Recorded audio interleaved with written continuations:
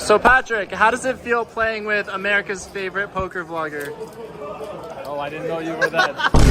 What Finnish Super Pro Patrik Antonius also didn't know was that I would be coming for him and several other poker legends. See, today, anytime you went all in with a Super Pro, the WPT gave a raffle ticket to win one of 4 seats to the $10,000 main event.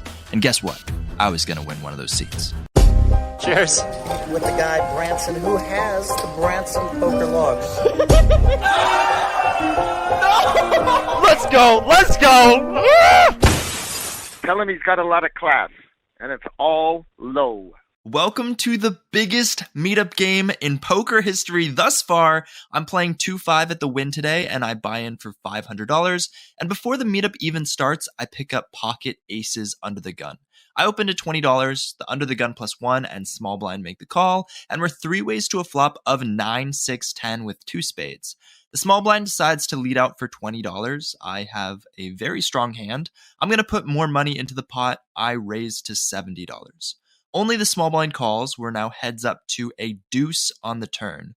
Small blind checks, actions on me, and after the small blind bet the flop and just called my raise, I put him most likely on a draw or a 10. The deuce shouldn't change anything. I want to continue charging the hands I just mentioned. I bet $130 and he makes the call.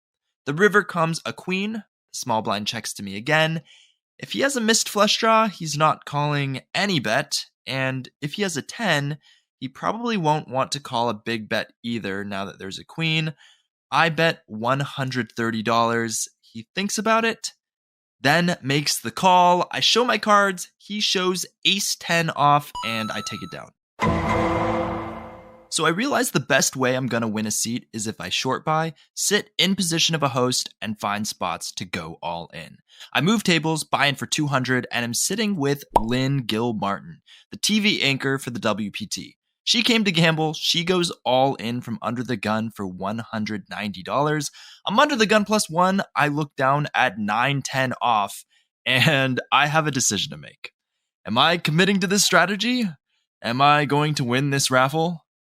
Yup. In my overzealousness, I forgot to announce all in, so I just make the call, leaving $45 more behind. The under the gun +2 also goes all in for $550. I go all in for $235 total.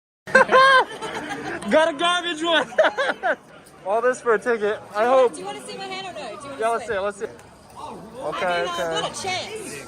Oh no. 10! 10! And Lynn takes it down with ace 5 of hearts. But I earn a ticket. The very next hand, I pick up 3-4 off under the gun. I use my 1 short buy. I buy in for $25 thinking I can get it all in for sure with Lynn since she's in the big blind, guaranteeing myself another ticket for $25. I limp for $5. It folds around to the button, who raises to $30. Lynn calls. Great. This automatically means I can call and get another ticket, except I can't. After I say call, the dealer notices I only have $25 and says no short buys are allowed today. He says I have to put $200 on the table. Okay, so now we're 3 ways to a flop of ace, king, deuce. And Lynn goes all in for $550. Well, how many chances am I gonna have to get all in with a host? Most tables don't even have a host on it as everyone's rotating. I have a shred of equity with a gut shot. Why not? I call, the button folds, and the board runs out 8, 10. Of course, I break out. Lynn wins with ace 7, and I win another ticket. Third time's a charm. The very next hand, I pick up an actual premium ace king in the big blind. The under the gun +2 opens to $15. The cutoff calls. Lynn calls from the small blind. I've been spazzing. I know Lynn will gamble with me, and I've got a good hand now.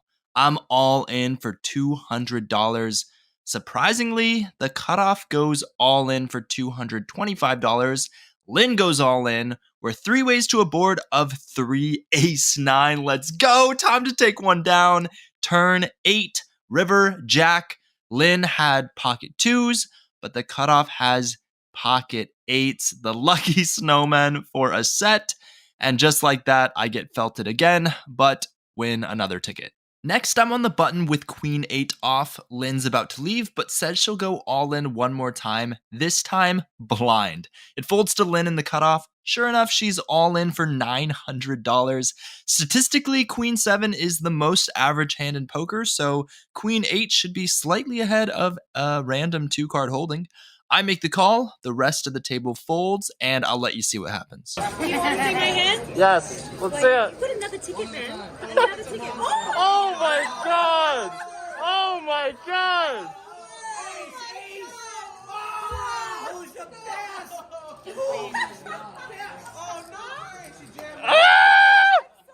Somehow she has king queen suited, has me dominated. We both hit 2 pair, and she wins the pot, and I win another ticket. Fast forward to our next host, Patrik freaking Antonius. The table convinces him to buy in for only $300, which I don't love. The whole reason I'm short stack is to gain an advantage on accruing tickets, but whatever. Patrik straddles, I put out the double straddle to $20 and pick up 5-7 off. The low jack calls. The whole reason I double straddled to $20 was to reduce the amount of big blinds Patrik and I had, making it much easier to get all in with him. Action folds to Patrik. He goes all in for $300.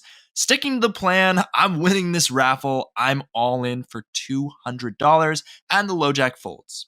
Babies! To win the hand or what? No, I don't have to win. I just... Come on, any baby card! You don't have to win the hand. Let's go! Yes! I'm sorry, Patrik. You applied a perfect strategy. Thank you, Patrik. Finally, I win and all in. Another ticket, please. A few hands later, I pick up 5-6 off in the cutoff. Patrik limps from the hijack, and Patrik only has $100 left from our little all-in kerfuffle. Even though 5-6 off is not a great hand, $100 isn't a lot to risk either. I raise to $30 trying to isolate Patrik, and he makes the call. Heads up to a flop of Queen Jack 7. I have nothing going on here, but when Patrik checks, I go all in for his remaining $71. See, if he has nothing, he can fold, and I win the pot, and if he wants to call, well, I'm guaranteed another ticket for cheap. He makes the call with 5-7 of diamonds. The board runs out 3-9. Patrik wins the pot, and I win another ticket. By the way, you might be getting tired of all these all-ins, so I'm skipping a few of them, and let's move on to some regular hands. I pick up Queen 9 of clubs on the button. There's an open to $15 from under the gun +1.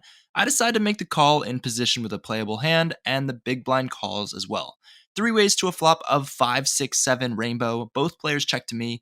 I have position with a gut shot, 2 overs, and a backdoor flush draw. I bet $35, hoping to take it down, but unfortunately, both opponents make the call. The turn comes a 4, and action checks to me again. When both people call my flop bet, I don't really feel like bluffing again. I check back, hopefully I can hit a miracle 8, but that's not what happens as the river comes a 3. The big blind checks, but the under the gun +1 bets $120 and it's on me. While I've been short stacking, I haven't really been able to play a lot of normal hands, but that doesn't mean I haven't been watching these players. I've seen this guy make a lot of moves. He shouldn't have a lot of 8s in his range, and the 8s he does have, he probably would have bet the flop. So my gut's telling me he's trying to get us off a chop now that the board has a straight on it. I could call and most likely chop with him, but can I ever get him to fold for just $115 more? Let's try it. I'm all in for $235 total. The big blind folds. He's tanking. This is very good news.